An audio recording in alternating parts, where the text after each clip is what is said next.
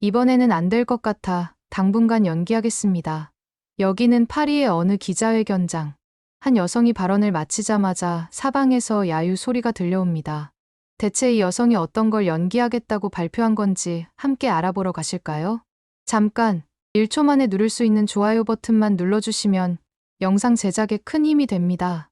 안녕하세요. 저는 프랑스에서 유명 여행사 직원으로 일하고 있는 알리스라고 합니다. 최근까지만 해도 저는 아시아 지역 중 일본을 담당하면서 열심히 일하고 있었습니다. 그런데 얼마 전 정말 반가운 소식을 접하게 되었답니다.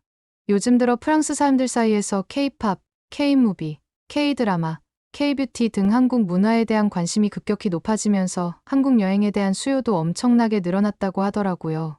그래서 저희 회사에서도 다양한 한국 여행 패키지를 만들기 위해 한국을 담당 직원의 수를 더 늘리기로 했고, 내부 직원들을 대상으로 한국 담당팀으로 이동할 사람을 받는다는 거 있죠? 사실 저는 일본을 담당하면서 아시아에서는 일본이 가장 인기 있는 여행지일 거라고 막연히 생각했었거든요.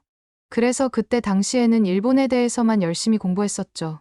그런데 한국팀에서 일하는 비비엔 선배의 이야기를 듣고 나서 일본 팀으로 온 것을 정말 후회하게 되더라고요. 제가 왜 후회하게 되었는지를 지금부터 말씀드릴게요. 저희 회사는 목표치 이상으로 관광객을 유치하면 직원들에게 인센티브를 많이 준답니다. 최근에는 코로나19 상황도 엔데믹에 접어들면서 회사 차원에서 직원들 사기를 북돋아 주고자 인센티브 금액도 더 올려줬어요. 저는 코로나 상황도 좋아진 데다 엔저 현상까지 겹쳐서 당연히 일본팀 실적이 가장 좋을 거라고 기대했는데 예상은 완전히 빗나가고 말았죠. 당연히 실적과 연관되어 있던 인센티브 역시 제 예상과는 전혀 다르더군요. 왜냐하면 프랑스인들 사이에서 일본보다는 한국 연예인과 한국 문화를 따라가려는 사람들이 급격하게 늘어나면서 한국을 가고 싶어하는 사람들이 부쩍 많아졌거든요. 지금 한국팀에서 일하고 있는 비비엔 선배도 원래는 저처럼 일본팀에서 함께 일했었어요. 그러다 코로나19가 끝나갈 무렵 갑자기 한국 문화에 푹 빠져서 엄청나게 공부를 하더니 한국팀의 자리가 나자마자 바로 지원해서 팀을 옮겨갔죠. 비비엔 선배는 저에게 항상 한국팀으로 갈 기회가 생기면 꼭 오라는 말을 하곤 했어요. 특히 요즘처럼 한국 여행 수요가 폭발적으로 늘어나는 상황에선 인센티브가 어마어마하게 짭짤하다면서 말이에요. 어쩌다 인센티브를 많이 받을 때는 월급의 50% 이상을 받을 때도 있을 정도라고 귀띔해 주더라고요. 물론 한국에 가고 싶어하는 프랑스인들이 너무 많아져서 업무량이 많아지는 바람에 힘들 때도 있다고 하지만 통장에 찍힌 월급을 보면 모든 피로가 싹 가신다면서 매일같이 자랑하는 거예요. 그 말을 듣고 난 뒤로 저는 한국팀에 자리가 나기만을 은근히 기다리게 됐어요. 그러면서 짬날 때마다 조금씩 한국어 공부도 해두었죠. 그러던 어느 날 드디어 한국팀에서 팀 이동 희망자를 받는다는 공고가 떴고 저는 이번만큼은 무조건 갈 수 있을 거라 자신했죠. 그런데 뜻밖에도 제 생각은 빗나가고 말았어요. 한국팀 인센티브가 워낙 짭짤하다는 소문이 회사 내에 모를 사람이 없을 정도로 퍼진 데다 한국 출장을 핑계로 공짜 한국 여행을 노리는 직원들이 속출하면서 여행사 전체 직원 중 절반 정도는 전부 한국팀에 가겠다고 지원을 했다는 거예요. 심지어 그 경쟁률이 무려 50대 1이나 된다는 거 있죠. 그 소식을 듣고 난 뒤로 속이 쓰리더라고요. 진작 한국팀에 갈 걸 하고 말이에요. 괜히 일본팀에서 허송세월만 보냈다는 사실에 땅을 치고 후회했답니다. 하지만 이미 시간을 버렸으니 후회해도 어쩔 수 없잖아요. 아쉬움을 뒤로 한 채 저는 일에 집중하기 위해 노력했습니다. 그 사이에 팀 이동 결과 발표일이 다가왔는데 초조해지는 건 어쩔 수 없더군요. 50대 1이라는 경쟁률을 뚫기란 하늘의 별 따기일 테니까요. 그런데 그날 제 눈을 의심케 하는 일이 벌어졌어요. 제가 그토록 바라던 한국팀에 배정되었다는 메일이 온 거 있죠. 제가 어떻게 뽑히게 된 건지 믿기지 않았지만 그토록 염원하던 한국팀에 가게 되다니 너무나 기뻐 소리를 지르고 싶었답니다. 하지만 주변에 한국팀으로 발령받지 못해 속상할 사람들이 있을 테니 입을 꾹 닫고 속으로만 신나 있어요. 이 소식을 비비엔 선배에게 자랑했더니 선배도 제게 엄청 잘 되었다면서 같이 좋아해 줬답니다. 저는 왜 그토록 많은 사람들 중에서 제가 뽑힌 건지 너무 궁금해서 비비엔 선배에게 물어봤어요. 비비엔 선배는 그걸 듣고 웃으면서 이렇게 설명해 주더군요. 회사 전반적으로 지원자가 너무 많다 보니 한국팀 내 담당자들도 누구를 뽑아야 할지 고민이 많아 보였는데 제가 그동안 쌓아온 성과도 좋고 동료 평가 점수 역시 비교도 되지 않을 만큼 좋다 보니 당연히 저를 뽑을 수밖에 없었을 거라고 말이에요. 그리고 가장 플러스 요인이 된 건 한국어 관련 자격증이 있다는 사실이었다고 하더군요. BBN 선배는 한국어 자격증이 많은 지원자들 중에 저밖에 없다고 했습니다. 사실 BBN 선배는 제가 이미 뽑혔다는 사실을 다른 사람들보다 좀 더 일찍 알고 있었다는데 혹시라도 변수가 생길까봐 조심스럽다 보니 저에게 미리 말하지 못했다며 미안해하기까지 하더라고요. 하지만 저는 그런 건 전혀 상관없었고 BBN 선배와 함께 일할 수 있게 돼서 너무나 행복할 따름이었답니다. 한국팀으로 자리를 옮긴 뒤 저에게 맡겨진 첫 임무는 저희 회사의 기존 한국 여행 패키지를 샅샅이 분석하는 일이었어요. 프랑스 사람들이 저희 회사의 패키지를 통해 한국에 다녀온 여행 후기를 꼼꼼히 읽어보면서 호평을 받은 부분과 아쉬운 점이 무엇인지 파악하는 게 급선무였거든요. 이 일에 어느 정도 적응이 되어갈 즈음 윗선으로부터 공지가 내려왔어요. 경쟁사와 차별화된 재미있고 특별한 패키지 상품을 개발하기 위해 직접 한국 현장으로 출장을 보낼 직원을 모집한다는 내용이더라고요. 저는 아직 한국팀에 들어온 지도 얼마 안 되었다 보니 한국에 가본 적이 없어서 필수 참여자였고 저와 함께 한국으로 떠날 한국팀 직원은 BBN 선배였답니다. 그 후로 한국에 출발하기 전까지 BBN 선배와 저는 둘이서 프랑스 사람들이 한국 패키지 여행의 어떤 점에서 불편함과 아쉬움을 느끼는지 샅샅이 조사했어요. 그리고 이를 보완하기 위해 어떤 새로운 관광지를 패키지에 포함시켜야 할지 고민도 많이 했죠. 그리고 후보에 오른 관광지들을 한국 출장 때 직접 가보기로 했답니다. 그렇게 저희는 프랑스 관광객들에게서 절대로 빠질 수 없는 경복궁 관람과 한복 체험부터 시작하기로 했어요. 사실 저는 한국에 오기 전부터 경복궁에 대해 많이 들어서 알고는 있었지만 막상 한복을 곱게 차려입고 그곳을 직접 가본다는 생각에 설레고 괜히 긴장되더라고요. BBN 선배는 그런 저를 보면서 자기 한국팀 처음 들어왔을 적 생각난다고 귀여워했죠. 저희가 향한 곳은 경복궁 주변에 있는 한복 체험 샵이었어요. 그런데 막상 그곳에 들어가 보니 생각했던 것보다 훨씬 다양한 색깔의 한복들이 가득해서 당황했습니다. 어떤 한복을 입어야 할지 고민이 돼서 어디로 눈을 둬야 하는지도 어렵더라고요. 저는 한국의 전통 한복하면 주로 빨간색, 노란색인 원색 계열일 거라고만 생각했거든요. 하지만 막상 한복 대여샵에 가보니 원색뿐만 아니라 파스텔 톤의 한복까지 종류가 무척 다양하더라고요. 게다가 한복에 어울리는 미니 가방이나 머리 장식 같은 소품도 많아서 보기만 해도 절로 기분이 좋아지는 거예요. 이것저것 둘러보다 보니 도무지 어떤 색상을 골라야 할지 모르겠어서 아무것도 못 고른 채 멍하니 서서 한복만 바라보고 있었어요. 뭘 골라야 할지 몰라 혼란스러워하는 저를 보고는 BBN 선배가 차라리 한복샵 직원분께 어울리는 한복을 직접 골라달라고 부탁드려 보는 건 어떻겠냐고 하더군요.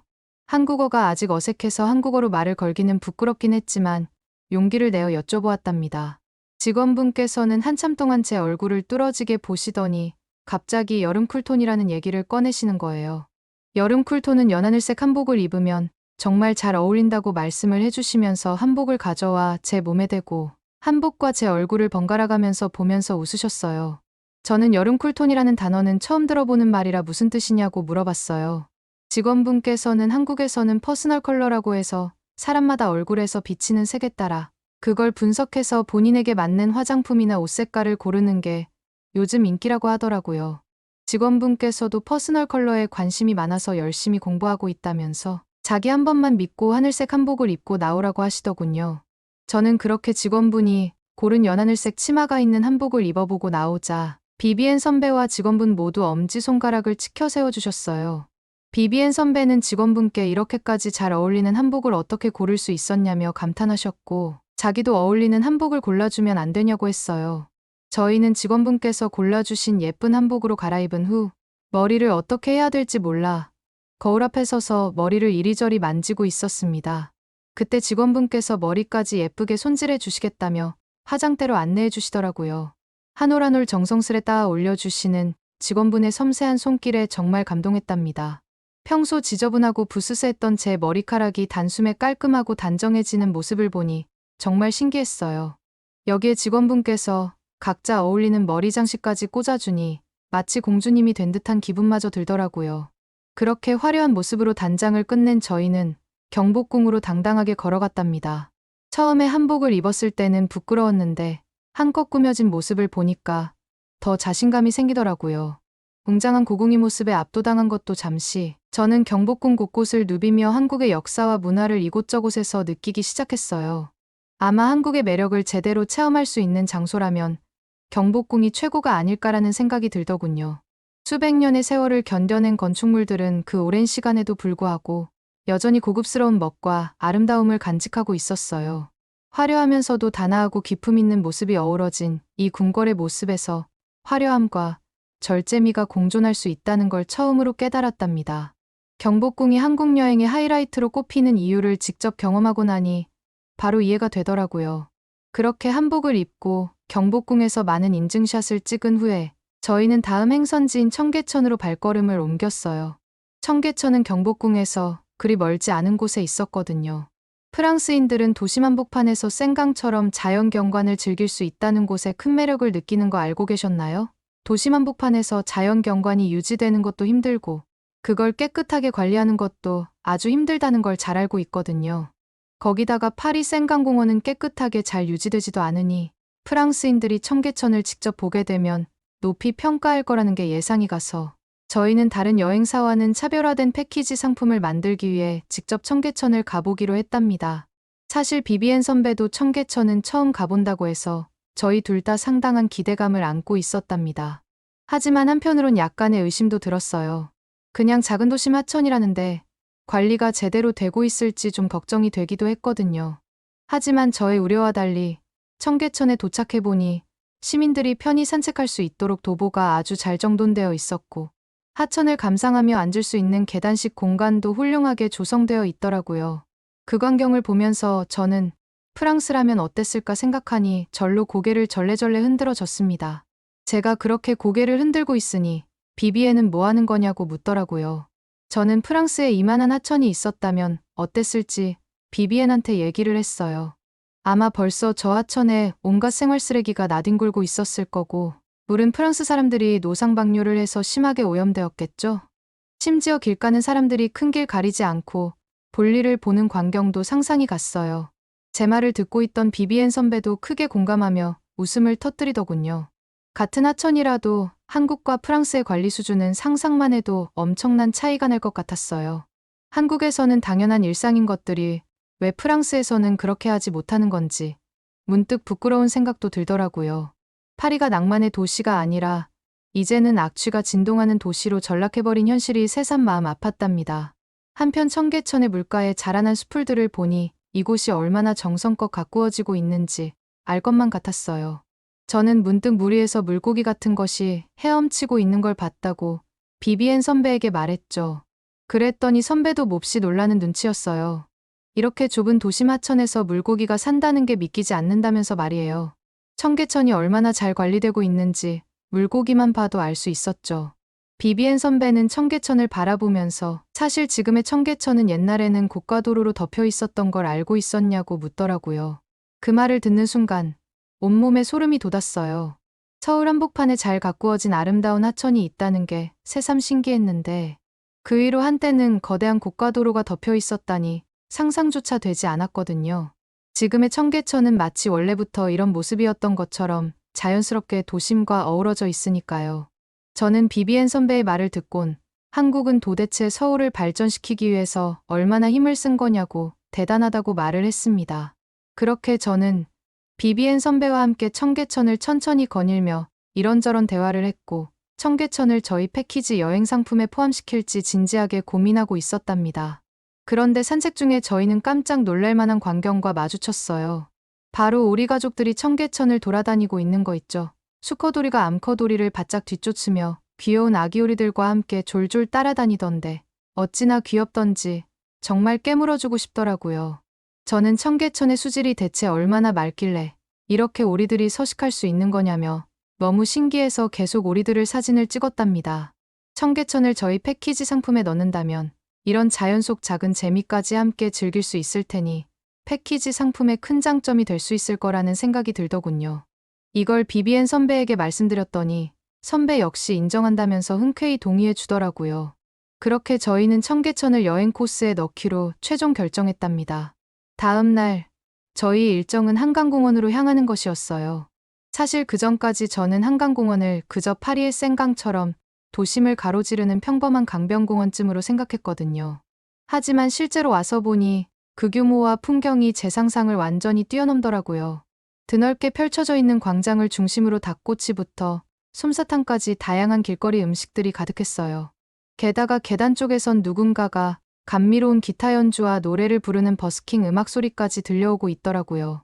이 모든 게 어우러져 한강 산책을 하는 내내 절로 기분이 좋아졌답니다.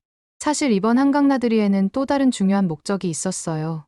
그 목적은 바로 한강 유람선을 직접 체험해 본 뒤에 한강 유람선을 저희 패키지 상품에 포함할지 결정하기 위해서였습니다. 저희가 산책하는 사이에 해질녘이 되었고 드디어 한강 유람선에 올라 본격적인 한강 투어를 시작했어요. 유람선 위에서 바라본 서울의 풍경이 정말 잊을 수 없을 만큼 아름답더라고요. 그렇게 풍경을 정신없이 보고 있다 보니 저도 모르게 배에서 꼬르륵 소리가 들리는 거 있죠. 제 꼬르륵 소리를 들은 비비엔 선배는 같이 매점에라도 가서 뭐라도 먹자고 하더라고요. 꼬르륵 소리가 난 게 살짝 부끄러웠지만 비비엔 선배를 따라갔습니다. 매점에 도착하니 저는 무엇보다도 한국의 소울푸드로 불리는 치맥, 즉 치킨과 맥주 조합이 시선을 사로잡더라고요. 한국인들이 그토록 사랑한다는 치맥 메뉴를 주문하려던 찰나 품절이라는 청천벽력 같은 소식을 들었답니다. 속상해하는 저를 보며 비비엔 선배가 웃으며 위로해 주더군요. 유람선에서 내리자마자 곧장 치킨집으로 가보자고 말이죠. 잠깐 아쉬웠지만 그래도 바로 치킨집으로 갈 수 있다는 사실 덕분에 다시 행복해졌답니다. 그렇게 저는 치킨을 기대하면서 한강을 다시 구경하고 있었습니다. 그런데 구경하다 보니 파리에 있는 생강에 비해 한강은 훨씬 넓은데도 맑아 보이더군요. 비비엔 선배도 저와 함께 한강을 옆에서 같이 보더니 한강이 원래는 이렇게 맑지 않았었는데 한국 정부와 국민들이 다 같이 합심한 덕분에 지금처럼 맑아졌다고 하더라고요. 대체 어떻게 이 넓은 강을 그렇게 깨끗하게 만들었는지 놀라울 따름이었답니다. 그렇게 한강에 대해서 얘기하고 있는데 마침 제트스키를 즐기는 사람들이 눈에 들어오는 거 있죠? 저렇게 깨끗한 물에서는 마음 놓고 수상 스포츠를 즐길 수 있겠다는 생각이 들더군요. 그러다 문득 최근 파리시에서도 파리 올림픽을 앞두고 생강의 수질 개선을 하기 위해 노력하고 있다는 기사가 떠올랐어요. 생강에서도 물론 몇몇 둔한 사람들은 수상 스포츠를 즐기고는 있지만 워낙 악취가 심하고 수질이 안 좋기로 유명하다 보니 한강처럼 마음 편하게 수상 스포츠를 즐기기는 힘든 상황이거든요. 수질이 안 좋은데 그런 강물이 피부에 닿기라도 하면 찝찝하잖아요. 부디 이번에 수질 개선을 하는데 성공해서 한강처럼 생강에서도 수상 스포츠를 마음껏 즐길 수 있게 되었으면 좋겠다는 생각을 했답니다. 그렇게 유람선에서 내린 뒤 저는 비비엔 선배에게 말했어요. 저희 패키지 여행에 한강 코스를 꼭 넣어야 할 것 같다고요. 유람선을 타고 싶은 사람들은 유람선을 타고, 유람선을 타고 싶지 않은 사람들은 한강 둔치에서 돗자리를 펴고 풍경을 구경하기만 해도 좋아할 것 같다는 생각이 들었거든요. 근데 한 가지 걱정되는 게 있더라고요. 비비엔 선배한테 한 가지 걱정이 있다고 하니까 비비엔 선배가 뭐냐고 물어봤어요. 저는 한강공원이 워낙 넓다 보니 투어에 참가한 사람들한테 자유시간을 준 다음 다시 만날 때 중간에 길을 잃어버리면 어떻게 해야 할지 모르겠다고 말했습니다. 그러자 비비엔 선배가 스마트폰을 꺼내 보이더니 서울시에서 만들었다는 한강공원 안내 앱을 보여주는 거 있죠. 그러면서 관광객들에게 미리 이 앱을 깔아두게 한 다음에 어디서 만나야 할지를 지정해 놓으면 문제가 없을 것 같다고 설명해 주더라고요. 솔직히 저는 적잖은 충격을 받았어요. 비비엔 선배가 물론 한국에 대해서 잘 알고 있다는 사실은 예전부터 알고 있었지만 이 정도로 하나하나 꿰고 있을 줄은 몰랐거든요.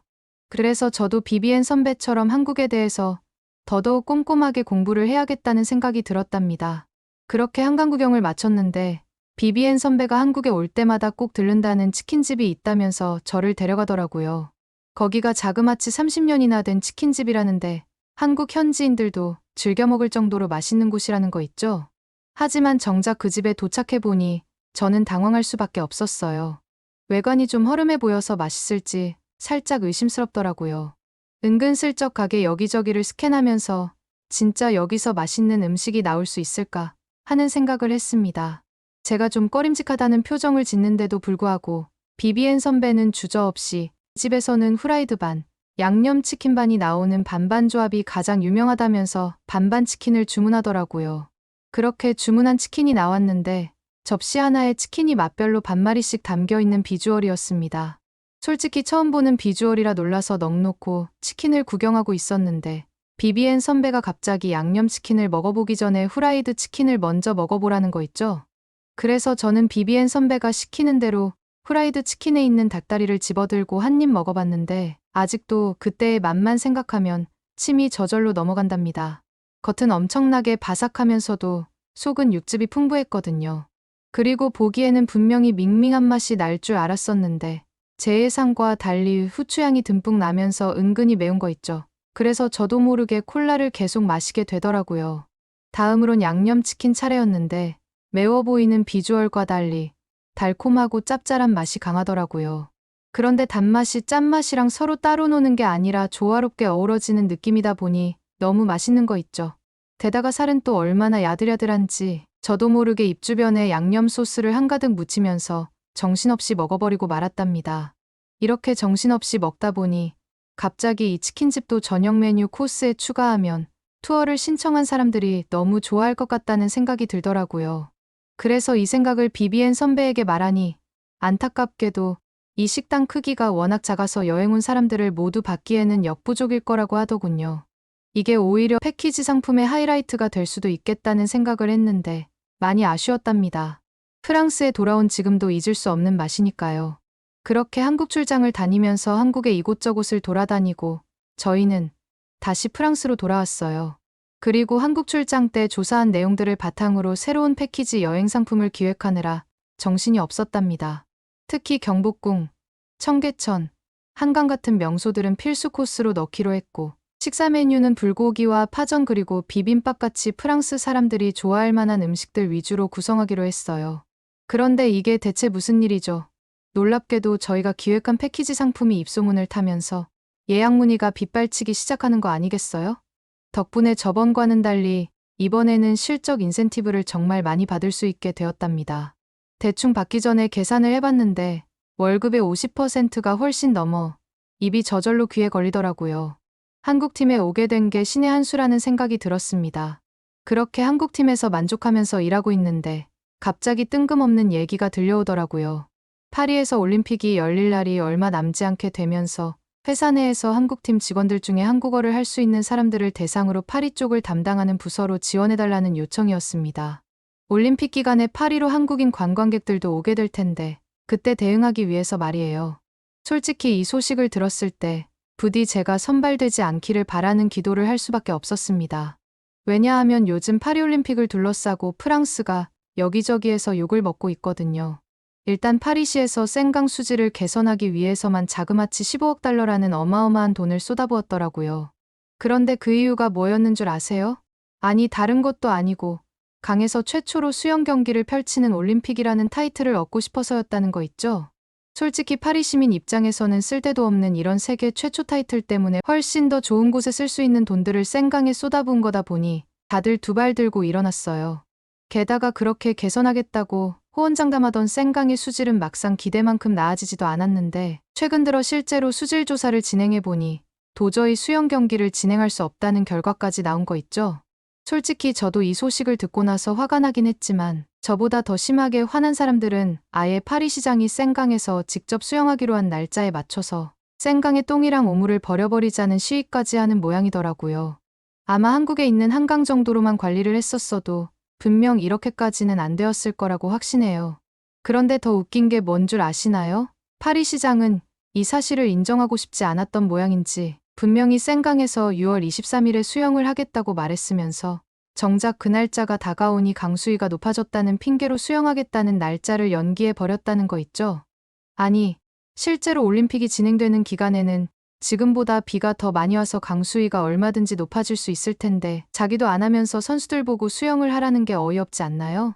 어이없는 건 이것뿐만이 아니에요.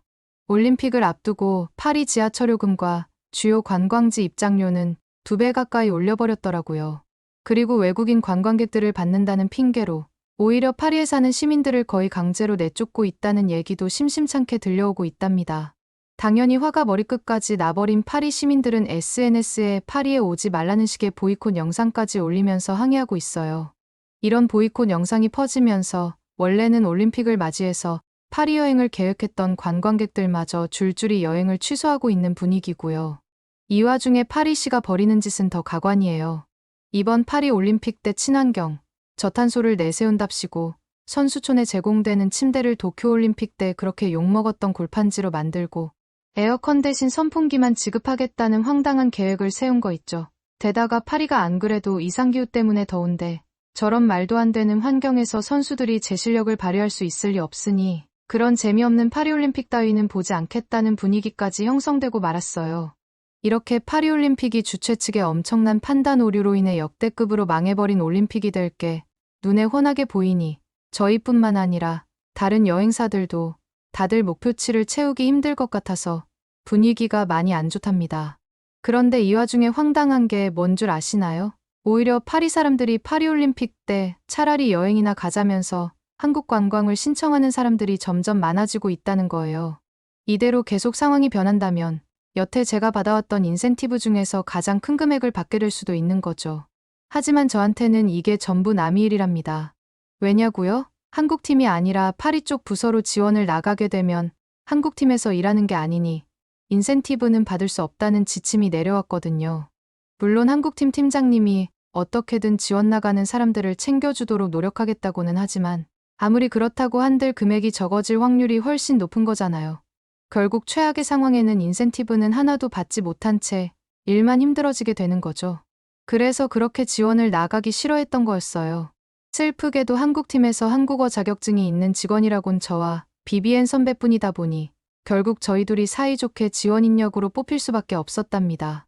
당장 이번 달 수입에 큰 타격이 생기게 된 저희는 폭발할 수밖에 없었고 당장 이번 주에 파리올림픽 조직위원회 본부 앞에서 시위가 열릴 예정이라는데 거기 참가하기로 결심했답니다. 가만히 눈 뜨고 지켜보고 있는 것보다 이렇게라도 하는 게 더 낫겠죠? 그나저나 여러분들도 파리올림픽을 아예 안 볼 예정이신가요? 오늘의 사연은 어떠셨나요? 오늘의 사연이 마음에 드셨다면 좋아요만 한번 눌러주세요.